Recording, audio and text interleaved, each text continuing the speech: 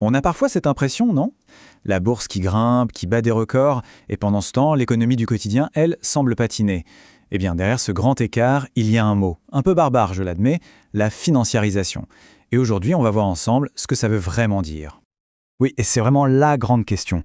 Comment est-ce que le monde de la finance, celui qu'on voit à la télé avec les chiffres qui défilent, a pu à ce point se déconnecter de l'économie réelle?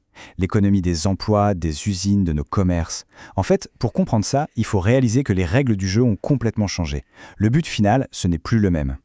Alors, voilà comment on va procéder. D'abord, on va voir comment la finance a pris le pouvoir. Ensuite, on se penchera sur le virage néolibéral qui a tout permis. Puis, on ira voir le cas concret de la crise des subprimes. Et enfin, on verra pourquoi tout ça nous concerne encore aujourd'hui. Allez, on attaque la première partie, la prise de pouvoir de la finance. On va voir comment le cœur battant de l'économie a, changé d'endroit. Avant, c'était l'usine, maintenant, c'est de plus en plus la salle de marché. Alors, la financiarisation, qu'est-ce que c'est concrètement?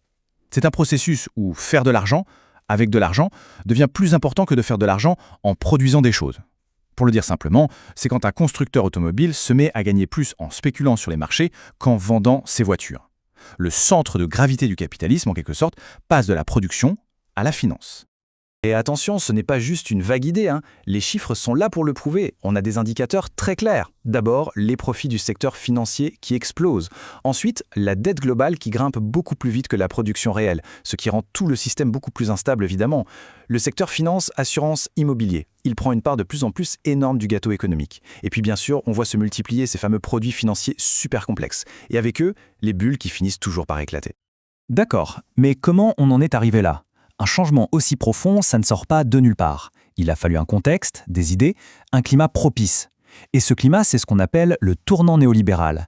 C'est l'idéologie qui a, en quelque sorte, déroulé le tapis rouge à la finance. Et là, on touche au cœur du réacteur, la mission même de l'entreprise. C'est un changement radical.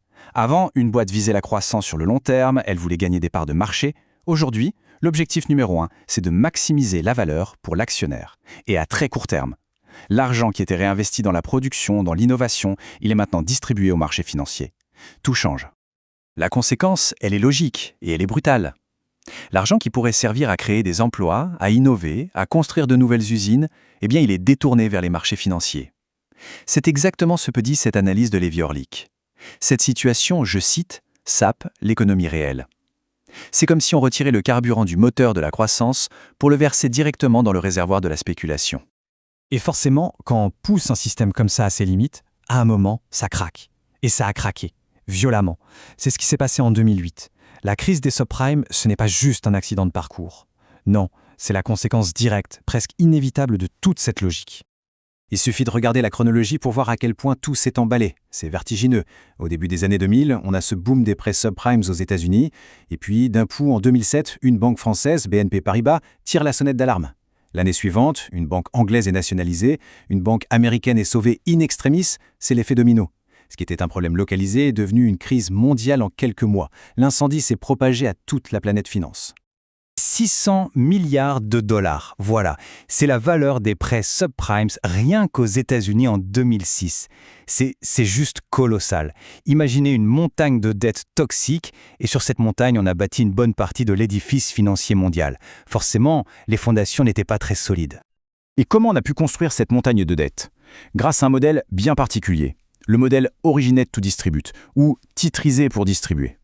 Le principe est diaboliquement simple. Étape 1, une banque accorde un prêt immobilier, même risqué. Étape 2, elle prend ce prêt, elle le mélange avec des milliers d'autres, des bons et des moins bons. Étape 3, elle emballe le tout dans un produit financier complexe et le vend à des investisseurs.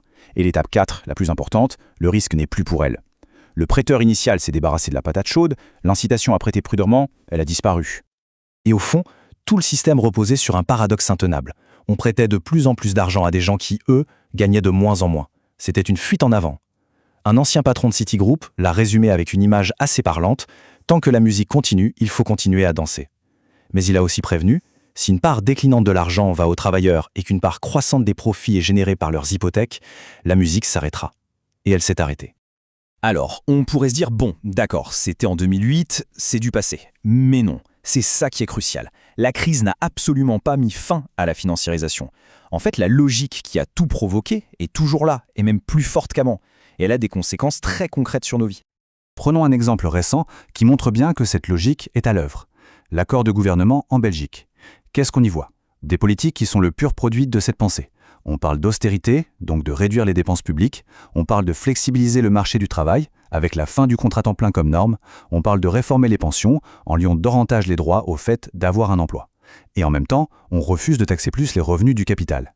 La charge reste sur le travail. C'est un cas d'école qui montre que ces idées sont loin d'être mortes.